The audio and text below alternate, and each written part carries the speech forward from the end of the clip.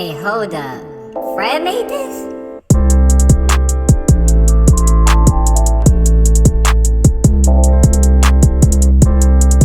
What's up, everybody? Here with Off the Field, special guest Cam Sullivan-Brown. How you doing today, bro? What's up, Brody? Appreciate you for having me. Appreciate you for coming on for real. So, for the people that don't know, Cam was one of the first athletes I interviewed, and you got the show popping now. We got 100,000 viewers watching, and you was a part of that. You made it happen. So I really appreciate you for coming on, man. Always, bro. You know we go back. You know what I'm saying? Sir. So it ain't nothing. Yes, sir. So before we get into this interview, I want y'all to make sure y'all like, subscribe, and comment on this channel. Any questions or any other people you want to have on this show, just comment down below. We're going to get them on. So, first question of the day. Who is Cam Sullivan-Brown? That's a loaded question. I don't know, bruh. I mean, obviously there's a lot of different stuff that I do. Mm-hmm.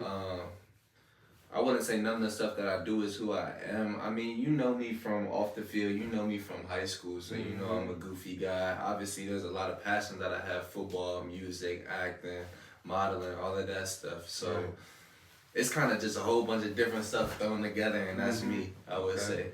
So what's your favorite out of all the different things? Like, what's your top two that you like? My top two that I'm the most passionate about right now, I would probably say music and football. Those are the two at the moment, but those change like every month. Right, because you Yeah. So you also started to make content and creating things off the music tip, and just like I ain't see you put out no highlights yet, but what made you start wanting to do music and start creating content like that? I mean, I kind of just threw a video out, like a one-off, just something that I was interested in. Like, I've always been in love with music. Like, I've always been passionate about finding new music and just music in general. Like, it ran in the family. So I kind of just threw together a video, put it on TikTok. It blew up, and I was like, I have this whole library of music. Like, I might as well share it. And a lot of people didn't know about the artists that I knew, so I just wanted to share the wealth, and that's how it grew from there. Okay. Yeah. What was the first video that made you get known? What music were you playing? You remember? The first video, the first video that blew up was the first one that I did. Oh, really? And it was songs that should be illegal for people that are in love. Oh, And it was like a whole bunch of SZA in there, some Daniel Caesar in there, some Steve Lacy in there. And that video blew up. And from there on, it just continued to grow. Okay. Yeah. So you really passionate about that? Yeah, nah, I've always been passionate about music. Like before TikTok. Before. I'm passionate about content creation now. Like, it's a creative outlet, you know what I'm saying? Like, it's a whole different avenue that I found through making these videos, and that I'm trying to diversify now. So like, it's something for me to get my juices flowing creatively. So I love it. Okay. Content creator. Would you say you're an influencer? Nah, I wouldn't say an influencer, because I don't really promote products for real. I feel like an influencer is somebody that's like saying, hey, like, buy this shampoo or whatever. I'm really just all about sharing the message of good music, and all about, you know what I'm saying, making people entertained, making people happy through my stuff. So I wouldn't say influencer. I would probably say content creator is the best thing, because I literally just create content. Okay. So all your audience, you just grow organically from posting? Like, that's the best way? Yeah, so I mean, I post damn near every day. If I miss a day during the week, it's probably just one day out of the week, but I post every day, and it's just something, like, it makes me happy. Like, it's something that it's like some self-care for me, honestly. You know, I put the phone up, put the camera up, make a video. It kind of just boosts my mood for the day. Okay. So let's talk about this real quick. A lot of athletes feel like you gotta be hard body, or just like a little social media, but not too much social media. So like, what made you say, okay, I like doing this. This is one I want to get into? Because like, even like, we had the same mutual friends. Like, you really wasn't doing that. Yeah. So you was kind of like, I won't say got out your body, but like, not the norm. Yeah. So what made you want to start doing that? Like, I mean, I've always been like the type of person to always make funny videos, but like, I would do it for like Snapchat or something. I would do it for like the Instagram story.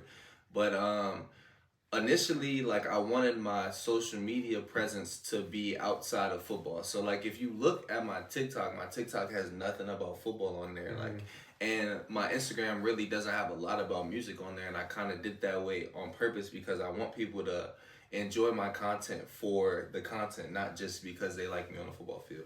So I tried to really differentiate that, but obviously, like, as I've grown, like, it's starting to blend now, and I don't have a problem with that. But I really wanted to separate those two things because I want the content to be, I want people to enjoy the content for me, not for what I do on the field. So I made it a priority to do it like that. Okay, I like that. I actually like that a lot. Yeah. So like, when did you realize you was more than football? Probably I would say when I got injured. Like when I had my first season-ending injury, which was the ACL, and then I had my second one, which was a Liz Frank.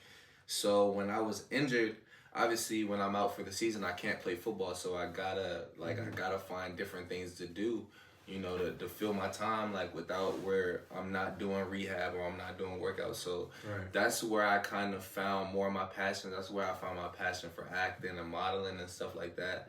So that's probably the biggest thing. So like, if there was a blessing in disguise, it was me having those 2 season-ending injuries.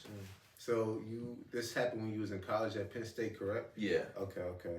So what was you thinking mentally at that time? Was this like a little getaway from you? So like football, that's a lot of people getaway, mental space. So was music, content creating, things like that your getaway at the time? Yeah, I will 100% say that. I would say it's a getaway from football. Football is a getaway from everything else, and then content creation is kind of a getaway from football. So, and they kind of play off each other. Now football is a getaway from content creation, you know what I'm saying? So they kind of play off each other. But when I was hurt, definitely, like, it was something that I could do that people enjoyed, that I enjoyed, and that boosted my mood at the time. That's all right. Yeah. So you also making a podcast yourself, right? Yeah. So talk to me about that. So I'm making a podcast. I already have a couple of episodes. I was Jukebox Gems.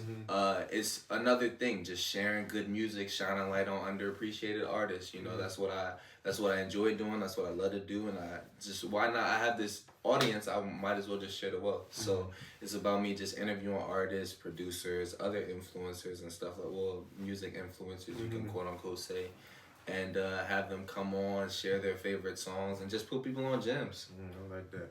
So what are your thoughts about making that grow? Because I know podcasting is a little bit different than social media. Yeah. So what are your goals for that, trying to make that grow? I mean, the biggest goal for me is probably just to continue to talk to different artists, reach out to different artists, and know different people in that industry. You know, obviously, like, I didn't initially start in the music industry. I kind of like made my way into it through my videos. So just continuing to network, continuing to meet people, continuing to grow, continuing to find new music. The biggest thing for me is doing these in-person interviews. Like, I talked to you a little bit off camera, but like, the biggest thing for me is like continuing to grow that on the YouTube, on the Instagram and stuff like that. Okay. So for the upcoming artists, they have a chance to come on your show and you shout them out. 100%. 100%. If the more underrated, the better, because I want to be first. Like, I want to be the person that puts everybody on. There's something that a little excitement. I get some butterflies when I find a new song that nobody knows about. So literally any artist that is talented, like, you know what I'm saying, I'm with it. Yeah, so y'all hear it here first. For sure. Go check out my man Ken. So, have you started making money from your podcast yet? Can you talk about that or anything? I mean, the podcast is just starting out. So honestly, when it gets to money, a lot of it gets a little bit more fishy. You know, like the money aspect of it kind of makes it a little bit murky, because the passion for it is for me to just share the music. You know what I'm saying? For me to just talk to the artists. So that's where it's at right now. It's in the passion stage. So I'm just doing it for the love, and that's what I'm gonna continue to do. Okay, good. So now we get into the trivia questions of the interview, all right? Heard you. So since you're a music fan, this is all gonna be music, little history. Let's see what you remember and know. Okay. All right. What singer had the #1 hit in each of the last 4 years? You got Katy Perry. 4 years. Miley Cyrus, NBA YoungBoy, or Mariah Carey? A number one Number one. in the last 4 years, it can't be Mariah Carey.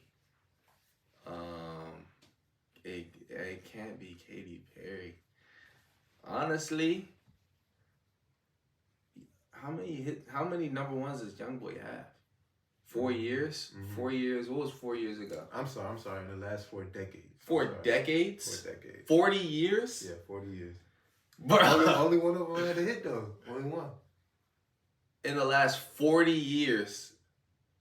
So wait. So 2020 is one decade. Mhm. 2010 is another decade. 2000 is another decade. 1990 is Mhm. 4. Oh, then it might be Mariah Carey. Hold on. It's definitely not YoungBoy now. It's definitely not Katy Perry. Yes, it's Mariah Carey. Okay. Yeah, All right. yeah. Okay. You find out. Before Miley Cyrus recorded Wrecking Ball, who was it offered to? Which singer? Beyonce, Rihanna, SZA, or Mariah Carey? Beyonce, Rihanna, SZA, Mariah Carey. Honestly, Rihanna. That's my guess. Guess? You was close, more Beyonce. Beyonce? Dang. Beyonce. Okay. That's a hard one. Yeah, I ain't know that. That's a smooth little jump. Mhm. Who founded Motown Records? Jim Gordon, Jamie Foxx, Kanye West, or Barry Gordy? Barry Gordy. Yeah. Yeah, Okay. come on That's now. an easy one. Come for on you. now. Alright, it should be an easy one for you. Let's see. Okay. Let's see. Eminem's 8 Mile is named after a road in which city? New York, Detroit, Maryland, or New Hampshire? Detroit. Alright, that's There you an go. easy one. That's a smooth jump. Alright, here you go. It's a hard one. Right? Okay. Who was the first woman ever inducted into the Rock and Roll Hall of Fame? Aretha Franklin, Stevie Nicks, Tina Turner, or Patti Smith? Rock and Roll Hall of Fame? Rock and roll. Honestly, what was the last one? Patti Smith. Patti Smith. Honestly, I want to say Stevie Nicks. Who was it? Aretha Franklin. Rock and Roll, Rock John? and roll, yeah. Dang. Okay. Aretha. Alright, here you go. Okay. Where was Tupac born? Maryland, Jersey, California, Florida, or New York? Bruh, I wanna say Maryland. That's what a lot of people think. No, it's not Maryland. It's New York. Yeah. Yeah. Okay. Yeah. Where was YoungBoy born? Florida, Georgia, or Louisiana? Louisiana. Yeah. That's a smooth jump. That's a good one. So that's the end of the trivia questions. Heard you. So back to the interview. Bet. What made you want to leave Penn State? Because you entered the portal twice. Yeah. So what made you want to leave the first time, and what made you want to leave the second time? Well, the first time I feel like I wanted to leave because I just was impatient. Like I didn't want to wait my turn to play.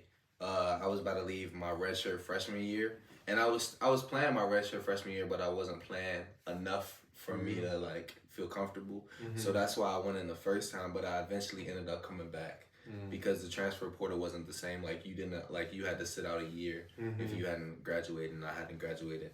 That was the first time, was just me being young and impatient. The second time, I ended up, I wanted to stop playing football actually and get into acting and just pure social media modeling. So I actually was done with Penn State. Like I was back at home and I was doing auditions and I was doing that stuff. And then once I was training with Jared and Coach Page, just like to stay in shape, you know what I'm saying? And then I eventually found my love for the game again, and I decided to go back in the portal and just use my last grad year to play. Okay. So, like you mentioned that you was really done with football, and like you was just moving on to the next chapter of your life. How was that mentally for you when you realized, okay, maybe I fell out of love with the game? Like, what made you start feeling like that, and how did you get back to it? I would say I just my body was getting hurt a lot, and it was just affecting me mentally, just going out there and playing with my body hurting like that. And that's probably was the main reason why I was really done with it. And also just like I really kind of needed a little break from it. You know what I'm saying? Sometimes in college you really don't get a break from football. I mean, you get like maybe a week here and there, but like not enough for it to like truly just like refresh. You know what I'm saying? And I think once I got home, like I was able to really refresh my mind and just fall in love with it might be the wrong word, but just kind of like refresh myself and just get back into it and just remember like the player that I am and the person that I am. So that's probably the biggest thing. Okay. So back on the transfer portal tip. Yeah. A lot of people sometimes people are looked down at as leaving the school, right? But if you leave a job, it's like nobody thinks. Nobody thinks again. So like when Caleb, I had Caleb Williams, Heisman winner. Shout out Caleb on the show. I had him before. St. Pius too. Same middle school, elementary school. You know what I'm saying? We just breed talent. Yeah. You gotta come up with people from St. Pius. You know what I'm saying? It's something like. So that was kind of looked down upon too, some people thought. But what is your opinion on the transfer portal? Do you feel like it's looked down upon? I mean, do you feel like it should be looked down upon, or do you feel like people gotta make the best decision for them? Nah, I think obviously me being a person of the transfer portal, like obviously like you gotta make the best decision for yourself. You know what I'm saying? Coaches leave in the lift of a finger, so like players should be able to as well, and also just like there's only a finite amount of years that you get to play football, you know what I'm saying? And football in college specifically for a chance to go play at the pros. So like you need the best opportunity that's gonna put you in the best position. So I feel like the transfer portal like it's something that can help like football players get to the place where they need to go, you know what I'm saying? Because a lot of people are making these decisions at 17, 16 years old. They committed to schools. And like I remember at 17, 16 years old, I didn't know as much as I did at 20 or at 21 or 22. So like I think you kind of just grow and mature, and you got to make those decisions for yourself. Cool. Are you happy with the decision you came back and played? Oh, 100%. I was happy to go up to UMass and play well. I ended up being second team on conference, so it worked out well for me. So I'm super happy with my decision. Good. So how did you get that UMass connection and everything like that? So my receiver coach, my freshman year at Penn State, he ended up going to Alabama and then ended up getting hired at Michigan, and eventually his assistant at Michigan ended up being the offensive coordinator at UMass. Okay. So he eventually got the connection through my old receiver coach, hit me up, and that's how we got that connection going. Okay. So everybody, all the young youth athletes, and connections are important. 100%. Don't just treat somebody any type of way because you think they're not going to be there. Always make sure that you're connecting, because I heard one story. A player was beefing with his coach at his one school, right? So he ended up transferring schools. Yeah. The coach came, and he wasn't even his position coach. He was just some random coach on the staff. He ended up transferring schools. That same coach he was beefing with ended up being his position coach. Yeah, that's and crazy. then just messed up his plans. Right. So, yeah. Nah, you gotta treat everybody as they want to be treated with respect, because you never know who you're gonna meet, or you know what I'm saying. In fact, for sure. You never know. So, what's next for Cam in 2023? What's next for me? Training for the draft. You know, I'm training for pro day. Continuing to do content creation, continuing to push myself to different levels in that aspect. Just training, just focusing on just moving into this different phase of my life, you know, outside of college, moving into this adult phase. So that's probably the biggest thing for me in 2023. So what tips can you share the audience about your journey throughout college? Because you had a long journey, and I know you learned a lot from it. So what are some key tips that you can give to them? The first tip is just literally enjoy it. I mean, this is like the part where you have literally no real responsibility. You able to kind of have fun and able to do different things and try different things and learn. So first of all, just enjoy it. I mean, have a plan on what you want to do after, but don't lose sight of just like that community that you have, like those friends that you have that live in the dorm or that live right down the street in the apartments. Like, continue to just soak up all those moments. That's probably the biggest advice, man, because like once you get out into like the adult world, like that community isn't as tight knit. Like, people move off to different places, so just enjoy that community with everybody. That's probably the biggest. I like that. I like that. Now we get to the hot seat questions of the interview. The hot seat. Hot seat. I'm getting hot thinking about it. Yeah. Oh shit. What part of your body are you most proudest of? My body. Honestly, I'd say my teeth. You know what I'm saying? That's 5 years of braces, bro. Okay. Yeah. 5 years of braces. The smile, yeah. The smile, right. When did you have your first kiss? I want to say pre-K or even before pre-K. Yeah, bro. Just being a little finesser, bro. Being a little finesser, bro. Playing house. Do you have any alter egos? Yeah. I got Chef Boy RC. That's me in the kitchen. You be cooking up like that? I mean, I be chefing up. I just don't like to do dishes. You know what I'm saying? So I could cook a little shrimp Alfredo. You know what I'm saying? A little spaghetti. You know what I'm saying? Something nice, but I just don't like cooking. But Chef Boy, I mean, I don't like cleaning dishes. Yeah. But Chef Boy RC is probably my alter ego. Okay. Who is your celebrity crush? Off the top of my head, let's go Zoe Kravitz. Zoe Kravitz? Okay, that's a good one. Yeah, Zoe Kravitz, a little light skin, I'd say that. Zoe Kravitz. Okay. I appreciate you for coming on the show today, bro. Anything you want to tell your fans or the audience? Just make sure you follow me on all social medias, _it's just _Cam with 2 M's. Appreciate you for having me on the job. Appreciate you for coming on, buddy. For sure, buddy. Yes, sir. Hey, hold up. Fred made this?